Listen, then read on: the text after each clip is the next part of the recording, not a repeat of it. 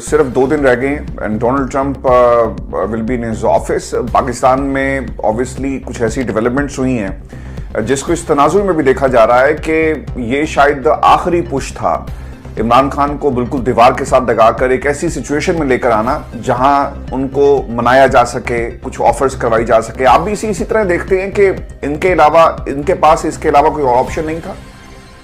बिल्कुल जी, डेफिनेटली ये एक प्रेशर टैक्टिक्स है कि इमरान खान से अपनी कुछ बातें मनवा सकें, वरना इस वक्त जो इंटरनेशनल प्रेशर जो बिल्ड हुआ है, जो हालात बने हुए हैं, उसमें कोई और चारा नहीं है कि पाकिस्तान को देखें। ये पाकिस्तान की खातिर है और मुझे इस बात से उम्मीद है कि सब जो भी सेन माइंड है पाकिस्तान में, जो थोड़ा बहुत इकॉनमी को समझते हैं, जो रीजन को समझते हैं, उनको ये पता है कि अब इन हालात को बेहतरी की तरफ ले जाना पड़ेगा, वरना ये कोई जो है कैरिबियन का 80,000 आबादी वाला मुल्क नहीं है, 25 करोड़ आबादी वाला मुल्क है विद मल्टीपल फॉल्ट लाइंस। और इस वक्त सबसे बड़ा इशू पॉलिटिकल अनस्टेबिलिटी बनी हुई है, सिक्योरिटी इश्यूज बने हुए, तो उसको बेहतरी की तरफ ले जाने के लिए और इंटरनेशनल कम्युनिटी के साथ चलने के लिए सबसे पहले ये काम इनको करना पड़ेगा। बहुत ज़्यादा प्रेशर। लेट्स एक्सप्लोर रातिब भाई, ये जो प्रेशर है ये किस लेवल का प्रेशर है जिसको आप देख रहे हैं कि आने वाले दिनों में मजीद बढ़ेगा? किस लेवल पर आप प्रेशर देख रहे हैं? देखिए, इस वक्त प्रेसिडेंट ट्रंप के आने के बाद आप देखिए पूरी दुनिया के हालात बड़ी तेज़ी से बढ़ रहे हैं। जो सीज फायर बाइडन नहीं कर सका या बाइडन की इंटेंशन नहीं थी, और प्रेसिडेंट ट्रंप ने नेतन्याहू जैसे बंदे से मतलब इन डेज, मतलब उसने अपने आने से पहले बोल के, अगर आप लोग ये नहीं करोगे तो all hell will break loose on everyone. उसने नेतन्याहू के अगेंस्ट एक, जिसमें प्रोफेसर जेफरी सैक्स ने उनके खिलाफ अब्यूसिव लैंग्वेज यूज़ की हुई है, वो वीडियो भी शेयर की just to give a strong message. तो मैं आपको ये बता रहा हूँ कि इसी तरह के मैसेज, और ये अगर कोई ये लोग समझ रहे हैं कि Pakistan is not in the priority list of president Trump, it might not be, लेकिन मैं आपको ये चीज़ें बताऊं कि पाकिस्तान के कुछ ऐसे हालात और कुछ ऐसे इंडिविजुअल्स यस प्रेसिडेंट ट्रंप की प्रायोरिटी लिस्ट में हैं, बिकॉज प्रेसिडेंट ट्रंप के इर्द गिर्द जितनी भी उनका एडवाइजरी ग्रुप है, they not only written articles about it, उन्होंने इस पर प्रॉपर यूट्यूब पे ब्लॉग्स किए हुए हैं। तो ये चीज़ें मैं आपको बताऊं हर रोज़, और फिर काफ़ी ऐसे पाकिस्तानी अमेरिकन हैं जिनका direct, forget about president Trump cabinet, I know Pakistani American who have direct access to president Trump, और ये चीज़ बार बार प्रेसिडेंट ट्रंप के कानों में ये बात बोली गई है, और प्रेसिडेंट ट्रंप ने एश्योर करवाया इस बात को कि once he will get re elected, this will be one of his top priorities to settle this issue once and for all. अच्छा, बाज़ लोग ये कहते हैं कि खान साहब के ऊपर जब उन्हें सज़ा सुनाई गई तो चेहरे पे मुस्कुराहट थी, एंड ऑब्वियसली वो उनका कंसर्न था कि बुशरा बीबी को सज़ा जो है वो सुना दी गई। आखिरी ऑप्शन था हुकूमत के पास और पाकिस्तान की इस्टेब्लिशमेंट अगर देखा जाए, क्योंकि मैं 2 दिन पहले हामिद मीर साहब का वॉइस ऑफ अमेरिका को उन्होंने एक इंटरव्यू दिया, तो उसमें वो कह रहे थे कि कुछ लोग गए, उन्होंने कहा कि खान साहब आपको हमने सज़ा तो देनी है, तो भाईजान करें ये कि आप हमें गालियाँ ना दें। और ऑब्वियसली ये वो नुक्ता था जहाँ पे इमरान खान को रख कर ये अब इमरान खान को ऑफर जो है करवाई जाएगी। आप ये समझते हैं कि ऑफर्स के अंदर जो खान साहब को करवाने के लिए पिछले 1.5 बरस से एक पूरी एक सिचुएशन ऐसी बनाई गई, गलत बंदे से पाला पड़ गया, क्योंकि ना वो जरदारी हैं ना वो इमरान खान जो है वो नवाज शरीफ हैं जो डील कर सकेंगे, या ये आदत पुरानी थी? तो अब पता चला कि देयर इज समबॉडी जो ये बातें इसके ऊपर बिलीव नहीं करता। देखें जी, एक इससे पहले इस आपका सवाल का जवाब देने से पहले थोड़ा सा ये जो कल वर्डिक्ट आया है, देखें ये एक पूरी दुनिया के सामने एक मजाक बना, जो लोग थोड़ा बहुत प्रेशर के जो भी बयाने बनाने की कोशिश करें।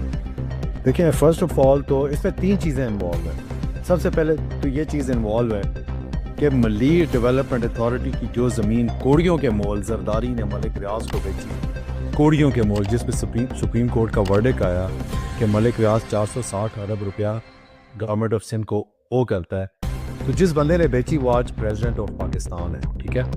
प्राइम मिनिस्टर इमरान खान ने when he was prime minister, उनके पास जब ये नेशनल सिक्योरिटी एजेंसी का ये केस आया गया कि मलिक रियाज के साथ इस तरह की सेटलमेंट हुई है, वो ये प्रूव नहीं, ट्रेल नहीं दे सके इस पैसे का जो पाकिस्तान यूके लाए हैं, और उन्होंने हसन नवाज से कोई प्रॉपर्टी खरीदी और कुछ और इन्वेस्टमेंट्स किए, उसका ट्रेल नहीं दे सके। तो हम ये समझते हैं कि ये गवर्नमेंट ऑफ पाकिस्तान का पैसा है, तो अगर आप ये लेना चाहते हैं तो आप हमारे साथ एक एग्रीमेंट करें कि आप इसको डिस्क्लोज नहीं करेंगे, ये Malik Riyaz, that's what exactly what Malik Riyaz want. अच्छा, अब वो पैसा जो 190 मिलियन पाउंड था, वो सुप्रीम कोर्ट के अकाउंट में लाया गया, ठीक है जी। 2-3 किस्तों में वो सुप्रीम कोर्ट के अकाउंट में वो पैसा आया। टिल जनवरी 2024 वो पैसा सिंध गवर्नमेंट को नहीं गया। तो पहले तो अगर कोई ये बात ये बोलता है ना कि वो पैसा मलिक रियाज पे जो सुप्रीम कोर्ट ने लगाया था कि उसने 460 अरब रुपया देना है अगेंस्ट MDA की जो उसने ज़मीन खरीदी थी, ऐसा नहीं हुआ। वो पैसा सुप्रीम कोर्ट के अकाउंट में पड़ा रहा, जो कि 35 अरब रुपया बनता था, और उस पे इंटरेस्ट रेट्स और जो एक्सचेंज रेट की वजह से वो 35 अरब रुपया 90-95 अरब रुपया बन गया। तो जब 90-95 वो 35 अरब रुपया 90-95 अरब रुपया बना, तो 50 अरब रुपया 2024 में दिया गया फेडरल हुकूमत को ज़्यादा शेयर और कुछ शेयर दिया गया सूबाई हुकूमत को, बट नॉट अगेंस्ट जो 460 अरब रुपया मलिक रियाज पे लगाया गया हुआ था। मलिक रियाज से आज भी सुप्रीम कोर्ट को अगेंस्ट द MDA लैंड सिर्फ 10 अरब रुपया रिसीव हुआ हुआ। ये जो 35 अरब रुपया 95 अरब रुपया बना है, ये उसमें बिल्कुल एडजस्टमेंट नहीं की गई। तो पहले तो इनका ये बयानिया बिल्कुल फारिग बयानिया है। दूसरी बात ये कि जो बड़े लोग जो मॉन्स्टर्स इसमें इन्वॉल्व हैं, वो तीनों, जरदारी आज सदर पाकिस्तान है, मलिक रियाज UAE में बैठा है, UAE से आप जिसको उठाना चाहें तो मलिक रियाज को क्यों नहीं ला सकते, बिल्कुल ला सकते हैं। मुझे पता है उनका कितना इन्फ्लुएंस है UAE में। अगर वो आउस्टर करके पूरी अच्छे लोगों को लेके आ जाते ना, बताते कि यार हम पाकिस्तान का सोच हैं, ये देखो हम अच्छे लोगों को ले आए, तो शायद आज इस्टेब्लिशमेंट के खिलाफ ये बयानिया ना बन सकता। आज ये बयानिया इसलिए बना है कि इमरान खान वो बंदा जो लोगों से पूरी दुनिया से पैसे इकट्ठे करके शौकत खानम जिसने बनाया before even coming to power, Namal university बनाई, इन पावर वो लंगर खानों पे काम कर रहा था, वो अलकादर पे काम कर रहा था, उसको हटा के आपने उन चोरों को ला के बैठा जिन्होंने बड़े बड़े डाके मारे हुए, उनको हमारे सरों पे बिठा दिया। तो ये भी डिस्क्रेडिट हो गया। तो ये जो कल एक वर्डिक्ट आया, ये तो इतना शर्मनाक और ऐसे जज से कराया गया जिसके बारे में खुद 2004 में सुप्रीम कोर्ट के चीफ जस्टिस ने बोला था कि ये कोई इस तरह की जजमेंट दे ही नहीं सकता, ये मेंटली फिट ही नहीं है। तो फिर उस वजह से आप ये देखें कि फिर चीज़ें ऐसी तरफ जाएंगी। तो इंशाल्लाह मैं आपको बता रहा हूँ, ये दुनिया में कोई नहीं मानेगा।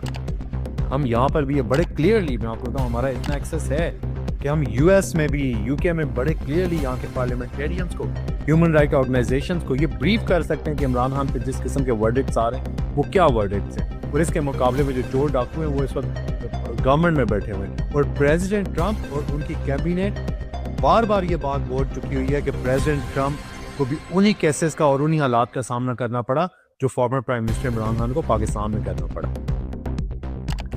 अच्छा आदिब भाई, यही ऑब्वियसली पाकिस्तान के अंदर जब ये सज़ा सुनाई गई तो लोगों को एक बड़ी एक तकलीफ हुई, और ऑब्वियसली मुझे पाकिस्तान से बहुत सारे लोगों के फ़ोन आए और वो ऑब्वियसली उन्हें कंसर्न था और वो समझ रहे थे कि शायद अब इमरान खान बाहर नहीं आएंगे। आपकी क्योंकि एक पॉलिटिकल कमेटी है, सब में मुलाकातें भी होती हैं और कॉन्फ्रेंसेस, और आप रेगुलर इन टच भी हैं, लाइन ऑफ एक्शन अब क्या होगा? चूंकि ये भी खबर बड़ी इंपॉर्टेंट है कि इस्लामाबाद हाई कोर्ट के अंदर मजीद 2 जजेस ऐसे लाए गए जो ऑलरेडी पाकिस्तान तहरीक इंसाफ के सामने कहीं ना कहीं नजर आ रहे थे। प्रोसिक्यूटर इनामुल्ला, ये जो मेमन साहब है, गालिबन इनाम मेमन, और फिर उन्होंने जो कुछ किया, तो अगर इस्लामाबाद हाई कोर्ट के अंदर एक जज ऐसा आ जाता है जो ऑलरेडी कॉम्प्रोमाइज है, आप समझते हैं कि हाई कोर्ट से इंसाफ मिलेगा आपको? क्योंकि मुझे लगता ही है कि अगर इनके सामने केस फिक्स हो गया तो सेकंड ऑप्शन तो फिर सुप्रीम कोर्ट रह जाता है। नहीं, मुझे बहुत उम्मीद है जी, इंशाल्लाह हम लोग 10 दिनों के अंदर अंदर इस केस को हाई कोर्ट में लगा लेंगे, और चाहे जो भी जज बैठो, जैसे कि मैंने आपको पूरे इस केस की डिटेल दी है कि इस पर खान साहब को या बुशरा बेगम साहिबा को तो कोई मतलब फ़ायदा हुआ ही नहीं है, किसी को भी इनफरादी फ़ायदा तो इस केस में हुआ ही नहीं है। और दूसरी बात यह है कि रियासत पाकिस्तान का कोई नुकसान नहीं हुआ, बल्कि रियासत पाकिस्तान का फ़ायदा हुआ है। एक तो ये पैसा 460 अरब रुपए के अगेंस्ट एडजस्ट नहीं किया गया, और दूसरा ये कि 35 अरब रुपए पे जो इंटरेस्ट और जो एक्सचेंज रेट की वजह से नुकसान हुआ, लेकिन इंटरेस्ट की वजह से रियासत पाकिस्तान को फ़ायदा हुआ। तो वो बात तो वो बिल्कुल गलत कर रहे हैं। मतलब इस केस कोई साबित ही नहीं कर सकता कि इससे इमरान खान या उनकी एहलिया बुशरा बीबी को या किसी को किसी किस्म का कोई फ़ायदा हो। तो मेरा ख्याल है चाहे जो भी जज बैठा हुआ हमारे तगड़े वो कल आएँ, इंशाल्लाह वो पहली पेशी में इस केस को उड़ा के रखें। और फिर दोबारा मैं आपको बात कर रहा हूँ, इंटरनेशनल ये क्या साबित करेंगे कि जब आने वाले प्रेसिडेंट जो 1 दिन बाद आ रहे हैं वो ऑलरेडी ये बात कर रहे हैं कि प्राइम मिनिस्टर इमरान खान को उसी हालात का सामना जो मुझे है, तो जब हम उनको जाके बताएंगे ये देखिए कि नया इतना शर्मनाक केस इमरान खान पर बना दिया गया, तो क्या आपको लगता नहीं कि इंटरनेशनल प्रेशर नहीं आएगा? बिल्कुल आएगा, ऐसे अगर इसमें फैसले होंगे। अच्छा, जब हम इंटरनेशनल प्रेशर की बात करते हैं, किसी दोस्त का सवाल भी था और आपके लिए था, तो उन्होंने पूछा ये कि डोनाल्ड ट्रंप कितने अरसे में ये सब कुछ करेंगे, क्योंकि obviously the people of Pakistan कल की सजा के बाद तो ऑब्वियसली अभी एक सिनेरियो डेवलप हो गया कि सजा हो गई और अब शायद कभी खान साहब बाहर नहीं आएंगे, लेकिन ऑब्वियसली इसका एक लीगल प्रोसेस है जिसको फॉलो करना होगा। पीपल आर कंसर्न कि महीना, 2 महीने, साल, 1.5 साल, या हम अभी कोई टाइमलाइन नहीं दे सकते, क्योंकि एफर्ट्स तो आप वहां पे कर रहे हैं और obviously you are in contact with the Trump administration. देखें जी, बड़े शर्म से हम ये बात बोलते हैं, 25 करोड़ का हमारा मुल्क है जिस पे सारी ज़िंदगी हम फ़ख्र करते हैं, और ये फ़ख्र करते हैं, हमारा खून भी उस मुल्क पे कुर्बान है। लेकिन बड़े एक शर्म की बात है कि यूएस का एक असिस्टेंट सेक्रेटरी डोनाल्ड लू वहाँ पे एक रजीम चेंज करवा सकते हैं। फॉरगेट अबाउट प्रेसिडेंट और पेंटागन या कोई यहाँ से जनरल, एक assistant secretary, not even secretary of state, assistant secretary यहाँ से एम्बेसडर को बुलाता है और उसको बोलता है कि अगर तुम लोग ये वोट ऑफ नो कॉन्फिडेंस को सपोर्ट नहीं करोगे तो पाकिस्तान विल फेस कॉन्सिक्वेंसेस। और वो डोनाल्ड लू के अगेंस्ट हमारा पूरा निज़ाम लीड चल रहा है, ठीक है। तो मैं आपको एक चीज़ बताऊं कि प्रेसिडेंट ट्रंप, आपका सवाल कि कितने अरसे में करेंगे, तो मैं आपको ये कंफर्मेशन दे रहा हूँ कि ऑलरेडी डोनाल्ड लू के लेवल से नहीं, बहुत हाईएस्ट लेवल से पाकिस्तान की साइड को ये मैसेज, बड़ा स्ट्रॉन्ग मैसेज जा चुका हुआ है कि आप इस मसले को ASAP सॉर्ट आउट करें, कि अगर आप चाहते हैं कि आगे हालात बिटवीन US एंड पाकिस्तान की बेहतरी की तरफ जाए, तो डोनाल्ड लू से बहुत हाईएस्ट लेवल पर ये मैसेज जा चुका हुआ है। तो मैं that's why I am telling you, I am very hopeful कि जो लोग पाकिस्तान में बैठे हुए हैं वो उनको ये समझते हैं कि पाकिस्तान को नॉर्थ कोरिया और म्यांमार नहीं बना सकते और हमने इंटरनेशनल कम्युनिटी के साथ चलना है, तो they will take that message very very serious. Donald Lu obviously Biden administration का एक मोहरा था, पैगाम लेकर आए और सब कुछ हुआ। आप डोनाल्ड लू के हवाले से किसी कार्रवाई का मुतालबा करेंगे? ये जो डोनाल्ड ट्रंप एडमिनिस्ट्रेशन है इसके सामने रखेंगे ये मुतालबा? मुझे जहाँ तक देखें थी, मुझे जहाँ तक पता चला है ऑलरेडी कुछ चीज़ें होंगी और कुछ चीज़ें स्टार्ट हो चुकी हुई हैं about US embassy Islamabad role in these things. और मुझे तो बहुत उम्मीद है, और यस हम लोग बिल्कुल एज पाकिस्तानी अमेरिकन डिमांड करेंगे कि इस पर एक प्रॉपर इन्वेस्टिगेशन की जाए कि जो इंटरसेप्ट की स्टोरी आई थी जिसमें डोनाल्ड लू की इन्वॉल्वमेंट साबित हुई थी, तो उस पर बिल्कुल US ने देखी थी as a US taxpayer, as a US citizen we can demand anything here. ये ऐसा नहीं है कि हमें कोई आके वीगो डाला बांध से उठा के लेके चला जाएगा। We can demand and we will demand इंशाल्लाह। एंड द करंट एडमिनिस्ट्रेशन, जो एडमिनिस्ट्रेशन बैठी हुई है, वो हमें जवाब भी देना पड़ेगा 1 मिलियन स्ट्रॉन्ग पाकिस्तानी अमेरिकन से। अलकादा यूनिवर्सिटी पे सर कब्जा हो गया है और इसको अब छुड़वाने के लिए, वहाँ गुजार कराने के लिए व्हाट इज़ द स्ट्रैटेजी? चूँकि आज मैं फैसल चौधरी साहब को सुन रहा था तो उन्होंने कहा कि हम अपने लीगल ऑप्शंस भी देखेंगे और उनको ज़रूर जो है हम इस्तेमाल करेंगे। कब्ज़ा तो इस वक्त बहुत सारी और जगहों पे भी हुआ है, लेकिन अलकादा यूनिवर्सिटी इन कंसर्न टू वो जो बच्चे वहाँ पे पढ़ रहे थे, सुनने में आया कि उनको भगा दिया गया, फिर उसके दरवाजे बंद कर दिए गए। तो PTI की सर क्या स्ट्रेटजी होगी इस लेवल पर? और मैं ये भी चाहूँगा कि एक इंटरनेशनल कोई आपकी कमेटी बनी है, Asad castle is leading, human rights के हवाले से उस पर भी हम ज़रा थोड़ा सा ब्रीफ करें।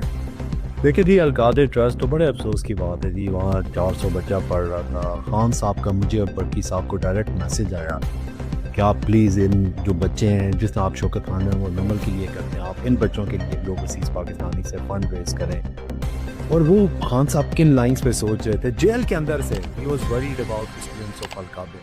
मैं आपको सजाद भाई से पूछना, आप हम दोनों का खान साहब का मैसेज आया कि मेक श्योर कि आप लोगों की रिस्पॉन्सिबिलिटी ओवरसीज़ पाकिस्तानीज़ की, कि आप लोगों ने जो है ये इन बच्चों का ख्याल रखना है। वो किस जगह पे सोच रहे थे। और मरियम नवाज़ कल उस अलकादा यूनिवर्सिटी पर कब्ज़ा करके वो एक तकरीब में उसको जो है ना एक फातिहा वो कर रही है। पहले तो मरियम नवाज़ की चौधरी शुगर मिल पे जाके कब्ज़ा करें ना, ये जो MDA की ज़मीन है 460 अरब रुपए की, मलिक रियाज ने अभी तक पैसे नहीं दिए, वो उस पर कब्ज़ा करें, वो पाकिस्तान के ख़जाने में डालें। वो तो डायरेक्ट चौधरी शुगर मिल से भी फ़ायदा मरियम नवाज़ को हो रहा है और वो भी दूसरा भी कमर्शियल प्रोजेक्ट है। ये तो एक ट्रस्ट था जिसका खान साहब की एहलिया को किसी को कोई फ़ायदा ही नहीं था। फ़ायदा किसका था?